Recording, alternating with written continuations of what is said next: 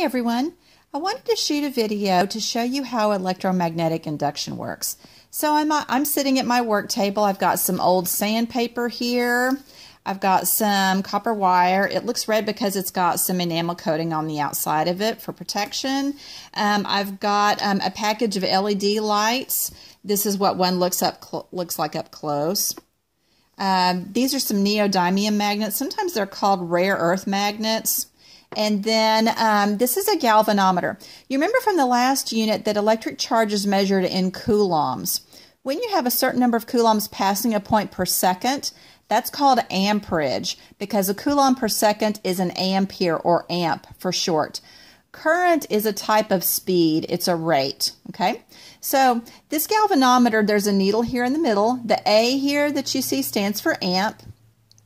The little letter in front of it that looks kind of like a U with a little tail on it is the Greek letter mu, or mu. I've heard it pronounced both ways. We use it to stand for the Greek prefix micro. If you put micro in front of a metric unit, it means 1/1,000,000th of that unit. So this galvanometer measures electric current in microamperes. Everything to the left of 0 is on the negative side. Everything to the right is on the positive side. Okay, so what we're going to do, we're going to move everything over here. We're going to hook up some electric wire to the galvanometer, and we're going to see what happens. So what I did, I took some copper wire and I coiled it about 400 times around this syringe. You can use any tube that you want. You don't even have to have a tube. It just makes it easier. This is just a syringe that I use to give my dog medicine. So there are two ends of the wire, or the coil. So what I'm going to do is wind each end to the galvanometer. To wind it a couple of times and then screw it down so you have good contact. And I'll do this on the other end as well, to the negative end of the galvanometer.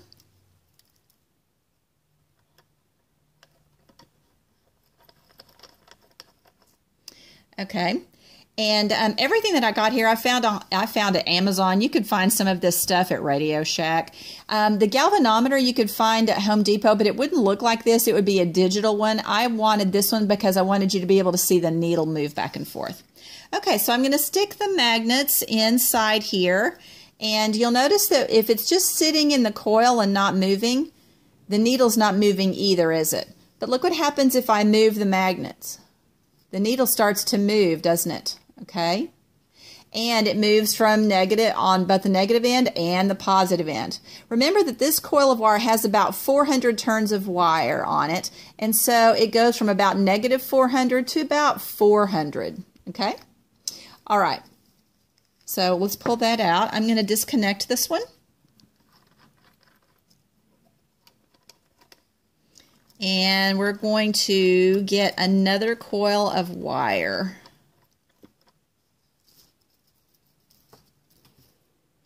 Okay, I've got another syringe here. You can tell that this coil is smaller. This one only has about 100 turns of wire. Okay, I'm going to hook this up to the galvanometer just like I did the other one.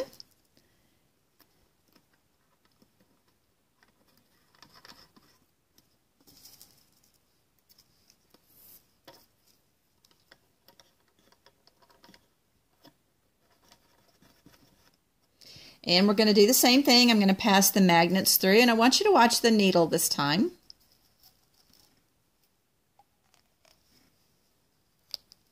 What do you notice?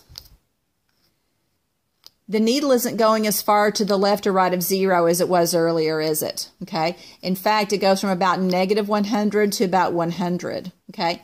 So what's the relationship between the number of coils of wire you have and the strength of your electric current?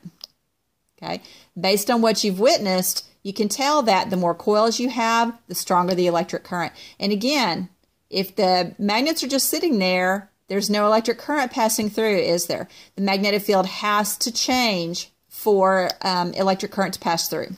Okay, so this is all fine and good. Let's use a practical application for this. So I'm going to disconnect this coil.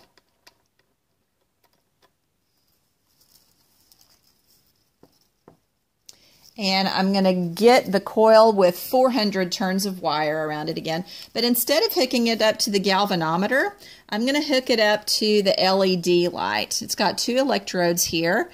and you want to make sure that you get really good contact. So you want to make sure that you turn the wire around each electrode several times to ensure good contact. And it's a little bit tedious. It kind of takes some doing.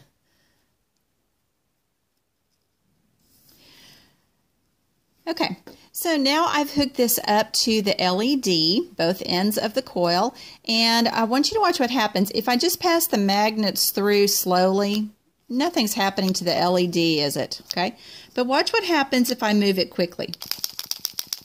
You see it lighting up? Okay, so that's electromagnetic induction. Okay, the word induction comes from the word induce. So if you induce something, that means you're causing it to happen. Okay, so if you're inducing electric current, you're causing it to happen. And the only way that that happens is if the magnetic field, which is caused by the magnets, is moving constantly. Okay, if you have any questions about electromagnetic induction, please feel free to reach out to your teacher. Thanks for watching. Bye-bye.